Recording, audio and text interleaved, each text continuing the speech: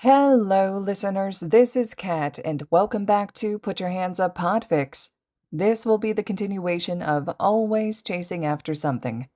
This will be Part 21, Chapter 12. A few hours of silence and 2 cups of coffee later, Shota felt less like a melting existential crisis and more like the sleep-deprived, irritable hero he always was. He spent those hours trying to remember worse situations he'd been in, to prove to himself that he'd make it out of this one just as well. But while he may have survived worse situations, not everyone else did, and that did not help bolster his mood.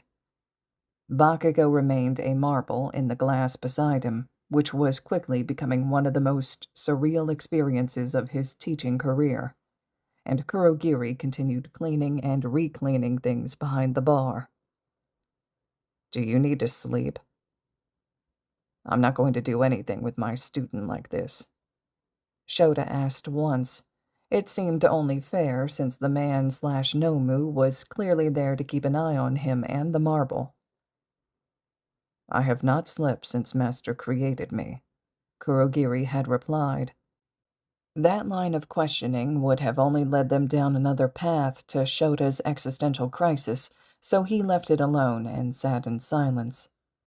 The rest of the league, after a small celebration of their victory, had gone to bed while he played video games with Shigaraki. That moment was the most surreal of his hero career overall. Video games with a villain, while he was technically their prisoner. Nothing made sense anymore. It hadn't been that late when they were captured, barely after 10 o'clock, but the League apparently liked to sleep in. He didn't see anyone else until 9 in the morning, when Kurogiri started cooking in the kitchen the bar led to, and the smells called everyone down. He was greeted with wary looks and suspicion, which was fair. He eyed them the same way. Toga yawned, and then her eyes caught on the glass beside Shota, and her grin widened. She went to snatch it, and Shota swatted her hand away. "Watch it," she growled. "Keep your hands off my student," Shota retorted. "Where's Compress? He should let Bakugo out so the kid can eat something." Did Bakugo even need to eat, or was being marbleized like being in stasis? Shota's brief foray as a marble hadn't felt like any time at all. But that was a difference of a few minutes versus a few hours. The experiences weren't really comparable. "He'll be down in a minute," Dabi said. "And you can wait on the other side of the room while he undoes his quirk." They wanted to keep them separate, so Shota wouldn't try and make a break for it once Bakugo was free. They'd correctly guessed he was only being compliant so far because Bakugo was essentially a hostage. It doesn't matter that the kid was the one they'd wanted in the first place. That was how their positions had played out. That was all right. Shota still needed more information on where they'd taken Ragdoll anyway. He could be patient and get them all out of this in one piece. Hisashi would understand if it took him a few extra days to come home. Shota only wished he had a way to get a message to him, to let him know he was all right. His husband must be worried out of his mind right now. Compress entered the room 10 minutes later. Shota didn't have to say a word about undoing his quirk. Toga hung off Compress's arm and begged him to release it. "All right, calm down," Compress grumbled, pushing her away. He eyed Shota warily, and without a word, Shota slipped off his bar stool and moved to the other side of the room. Picking up the glass, Compress rolled the marble into his palm and then set it on the floor. Bakugo grew out of the marble like one of those toys kids added water to. He was still restrained in the chair and still angry as a hornet. "Come near me, you motherfuckers!" "Good morning," Compress greeted. "Would you like breakfast?" Bakugo blinked, processing the words. There were no windows for him to gauge if it was actually morning or not, and Bakugo's eyes found Shota's. "They kept you marbleized all night," Shota confirmed. "Didn't think I'd need to tell you not to piss off your captors." Bakugo scowled. What, you going to expel me? Toga gasped. You should. Then he'd have no reason not to join us. Shota and Bakugo mirrored each other's look of pain. There would be no expulsion now. And they both knew it. Not that Shota would have expelled Bakugo over anything he did here. Call him soft-hearted, but he considered being kidnapped extenuating circumstances and a valid excuse for all behavior. So, what are we doing with the hero? Spinner asked. Are we sure we can trust him? Tomura Shigaraki has not made a decision as of yet, Kurogiri replied. He set out bowls of miso soup and plates piled with fried fish. They were snatched up nearly as soon as they hit the bar. We should kill him. Let's be friends. Twice spilled soup over the edges of his bowl while yelling. Shota tensed, looking around the room at his possible enemies. He was at a severe disadvantage with Bakugo restrained like that. If it came to a fight, all they'd have to do is threaten his student, and they'd win. We must wait for Tomura Shigaraki's decision, Kurogiri reminded them. Ugh, so lame, Toga complained, draping herself over the bar. Or we could test him right now, Magne suggested. She sat on a bar stool and crossed one leg over the other. You work with All Might at UA. Surely you have to know something we could use to bring him down. Fucking hell. Of course they'd ask that. Worse, Shota did know something they could use, and now he'd have to lie and claim he knew nothing, or create something fake on the spot. Sorry, Shota said, crossing his arms and leaning back against the wall, trying to look casual and like he wasn't coiled like a spring. All I've got for you is that he helps everyone that needs it. You could bait him into a trap, but good luck keeping him there and not getting smashed on his way out. Think harder, Magne pushed. Why do you fuckers want to kill All Might anyway? Bakugo demanded. Even if you could, what's the point?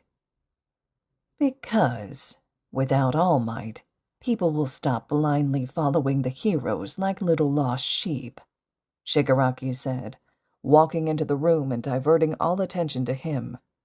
He only wore one dismembered hand on his face.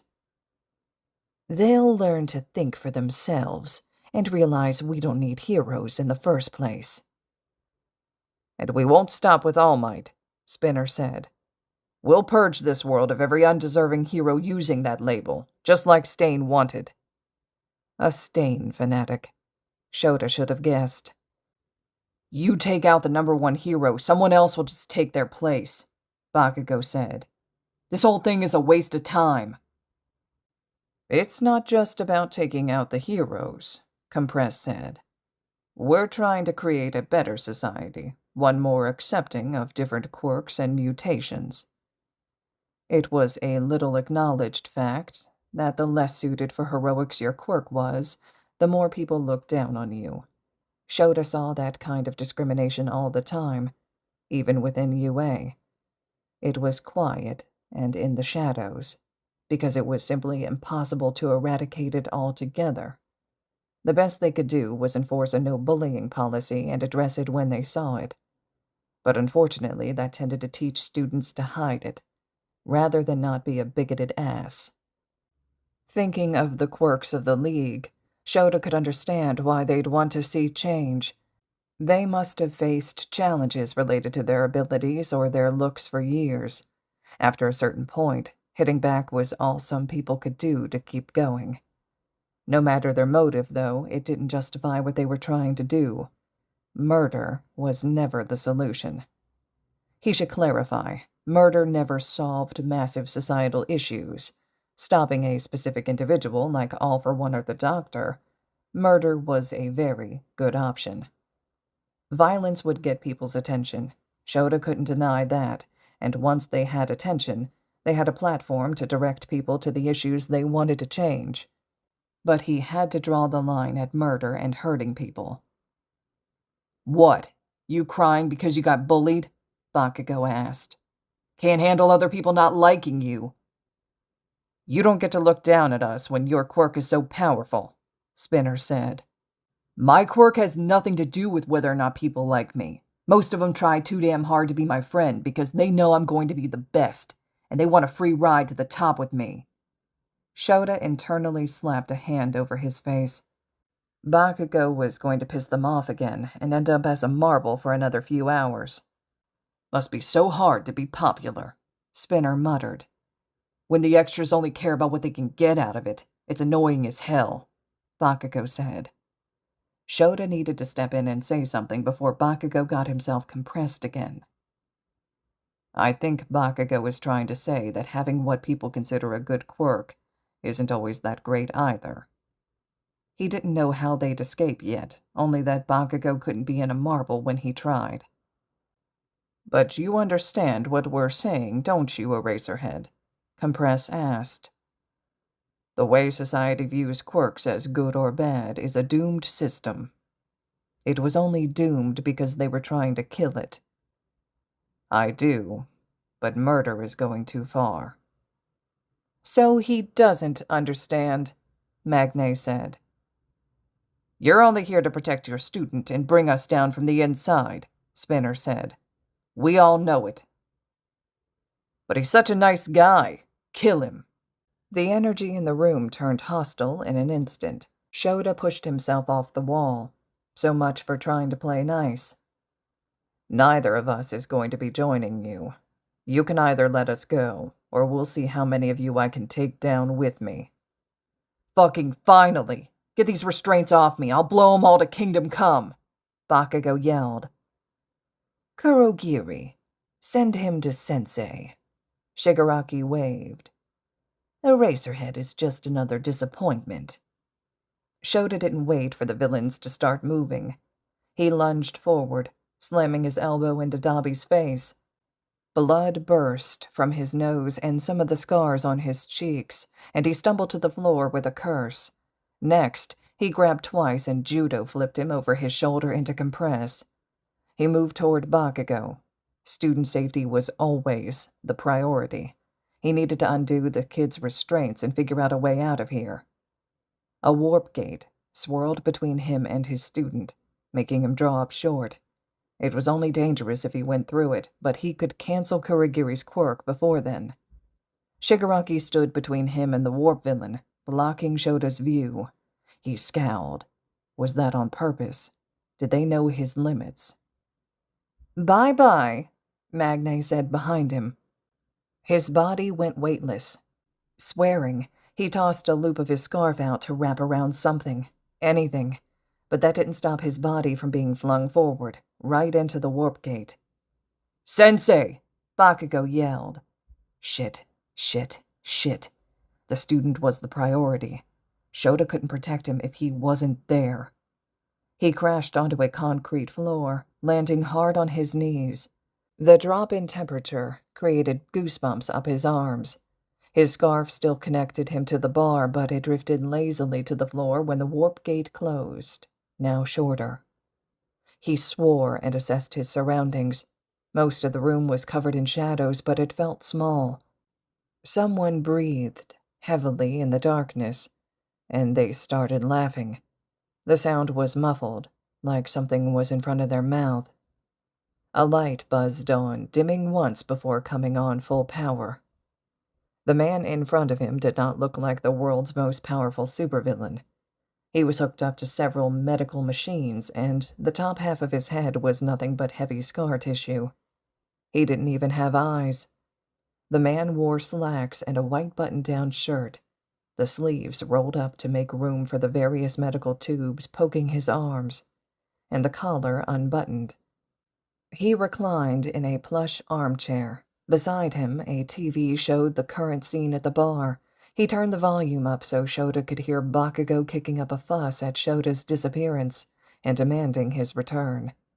It ended with him as a marble again, and All For One muted the sound. Damn it, Bakugo. If this experience didn't teach the kid to watch his mouth, nothing would. Tomura has his hands full with that one, All For One commented. Shota carefully, quietly got to his feet. If the man was this badly damaged, maybe Shota stood a chance in a fight. It shouldn't even be a question. The villain was practically bedbound. Something about this man, though, screamed dangerous. But you, Shota Aizawa, Quirk Erasure, I've wanted to get my hands on you for years, All For One said. You know about me. Shota couldn't help asking. The underground was always more likely to have heard of him, of course, but most villains who learned about him usually ended up in jail before they could tell anyone. Dear child, I've known about you since your debut sports festival at UA. Discomfort rolled in his stomach. I even tried to capture you after that, during one of those work studies you all do. Brought down a whole building, even. But you still slipped through my grasp. Shota was going to be sick. He vividly remembered that collapsed building. Was All For One saying he was responsible for that? That he'd caused the disaster just to get to Shota? All those people hurt, the damage.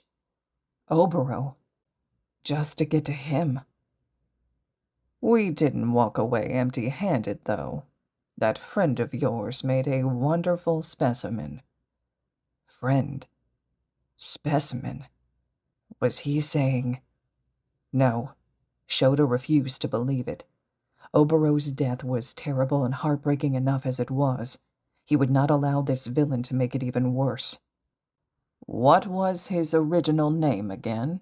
All For One tapped a finger on his chin. You'll have to forgive me. Traumatic head wound, you know. Certain things just don't come back. But you know exactly who I'm talking about, don't you? Oboro Shirakumo. Shota ground out. Fury coursed through his body. He already wanted to kill this man for what he'd done to Izuku and dozens of nameless strangers, but if this man had something to do with Oboro's death too, Shota was going to make All For One's demise painful and torturous. Oboro Shirakumo, All For One repeated. That was it. He was my best subject, you know. I don't want to hear about how you tortured him, Shota said. His fist shook in his capture scarf. Blood roared in his ears, nearly drowning out his thoughts and all other sounds. Even if I brought him back to life, All For One teased. If you managed that, you did it only so you could make him suffer before he died again, Shota said. Tears were actually starting to blur his vision. This was a wound that had never properly healed. He'd never forgiven himself for that day. True, the experiments were painful, but they were successful. Dignity be damned. Shota wanted to curl up in a corner with his hands over his ears and sing la la la. This was a disgrace to Oboro's memory. He didn't want to hear anything about how one of his best friends suffered. He's still alive, you know. I called him Kurogiri after his second birth. Everything in Shota froze. His lungs stopped. His vision blacked out. The tips of his fingers went numb. What? As I said, his experiments were successful. A minor teleportation quirk blended with his cloud making, plus a few internal modifications from the doctor. Truly, I couldn't have asked for a better result. All his senses felt like static. Oboro was alive. Oboro was Kurogiri. One of his best friends who he'd mourned for the last 15 years hadn't been dead at all. Or he had been, but these psychos brought him back to life. These psychos had wanted Shota first. That meant... His throat closed up. Oboro died in his place. That whole fiasco was to capture Shota, and Oboro had taken the hit instead. He'd kept Shota out and gone back for those kids, and that was the last Shota had seen him. Except, it apparently wasn't, because Oboro wasn't dead, not in the way people typically meant it anyway. Now he was some villain's butler, Does he remember who he was before? Shota asked. His voice barely rose above a whisper, too horrified to give these ideas a stronger place in this world. Because it was bad enough knowing what had happened to Obero's body, but if Obero was made aware of what had been done to him, if he was choosing to work for All For One now, Shota might not recover from that knowledge. No, he remembers only working for me, All For One said. You'll be the same when the doctor is finished with you. Two hands that felt like concrete wrapped around Shota's arms. A third came up over his eyes, and a fourth arm came around his waist, bodily lifting him from the floor. He kicked back and squirmed, heels thudding against something solid. A Nomu, more than likely. He'd been so distracted by their conversation he never noticed anything sneaking up on him. Rookie mistake. Try not to struggle too much, Eraserhead, All For One called after him. It hurts less that way. He was carried out of the room, his struggles useless, but he couldn't let them destroy him. He needed to get free and save Bakugo and Ragdoll, and he had to find a way to save Obero. Someone had to tell the outside world he was still alive and needed help. The Nomu twisted him around, slamming him down on a metal table and holding him in place while another man fixed restraints over his wrists, ankles, and chest. The man whistled merrily while performing this task, and then rubbed his hands together while looking Shota over. He was older, short and round, with a balding head, a bushy mustache, and round glasses. The doctor, Shota realized with a sinking heart. The one responsible for so much of Izuku's pain and trauma. The one who'd taken his best friend and tortured him until he wasn't even recognizable. He was about to do all of that to Shota, too. That was obvious from the room they were in. Ragdoll lay on a metal table beside him, her eyes open and unseeing at the ceiling. Her chest rose subtly up and down, though, which was some small comfort. She was alive, if nothing else. Everything about the room screamed mad scientist lab. A rolling cart of tools stood between Shota and Ragdoll, covered in everything from scalpels to bone saws. The wall at Shota's feet was lined with cabinets and drawers, and he could only imagine what horrible things were stored in there. On his left, a long industrial counter was covered in odd stains and limbs suspended in some kind of neon green liquid. The lights in the ceiling were 20 times more powerful than All For One's room, and there was a large circular light that could swivel around the room. The Nomu that carried him in stood in front of the only door Shota could find, like some kind of security guard. The doctor giggled. I couldn't believe it when they said you were with Tomura. If they didn't send you over to me, I would have marched right over and taken you for myself.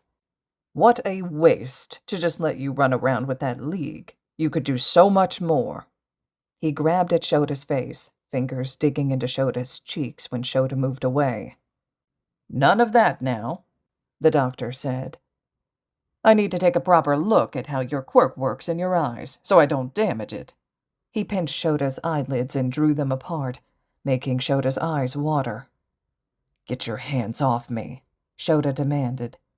He pulled at his restraints, but there was no give, and they cut into his circulation as it was. The doctor tisked. This is the easy stuff, but if you don't hold still, I'll sedate you. Like hell, Shota growled, ripping his face out of the doctor's grasp again. Now, really, that is quite uncalled for, the doctor said. He turned away from the table and rifled in a drawer beside Shota's head.